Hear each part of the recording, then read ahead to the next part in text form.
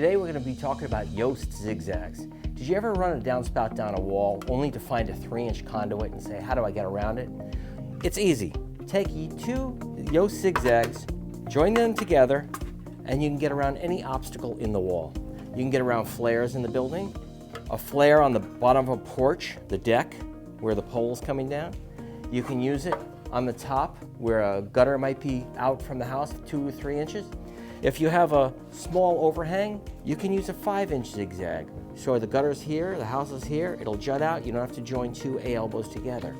You're only limited by your own imagination, and they're available in 4 different sizes: 1.5 inch, 3-inch, 4-inch, and 5-inch. In addition, we carry the B version, which is called the Sidewinder.